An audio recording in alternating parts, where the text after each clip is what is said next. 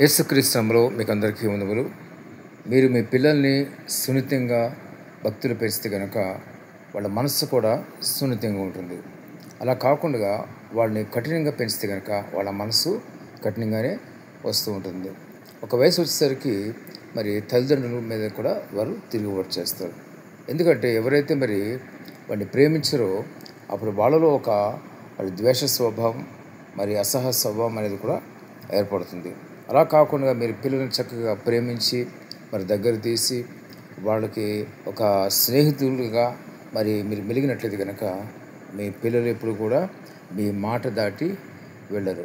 అలా కాకపోతే కనుక మీ పిల్లలకి మీకు దూరం ఎక్కువైపోతుంది. మరి ఆ తర్వాత మరి ఏదైనా జరిగినా కూడా మీరు క్షోభ అనుభవిస్తారు. ఒక సంఘటన నేను చూసినాను. ఇది గత 25 సంవత్సరాల క్రితం జరిగిన సంఘటన.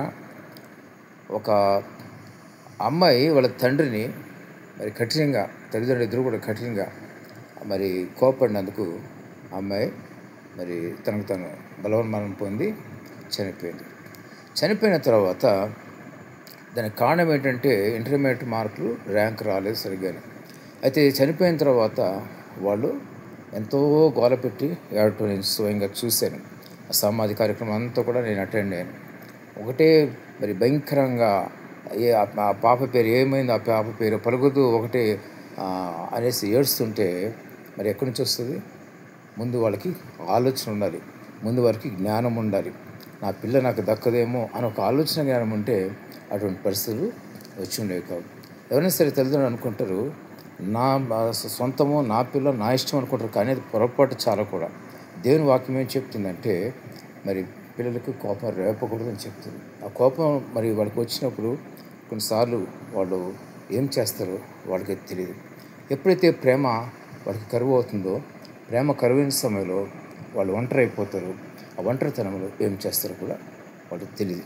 ఇక్కడ ప్రతి ఒక్కరు జ్ఞాపకం చేసుకోండి. మీ పిల్లలను భద్రంగా జాగ్రత్తగా భక్తిలో పెంచండి. భక్తిలో పెంచితే ఖచ్చితంగా వాళ్ళకి మంచి దారి మీరు ఇచ్చిన వాళ్ళు అవుతారు. అంతేకాదు చక్కటి మనస్సు, ప్రేమగల మనసుతో, సున్నితమైన మనసుతో వాళ్ళు పెరుగుతారు. దేవుడి మాటను దీవించి ఆశీర్వదించిన గాక. ఆమేన్.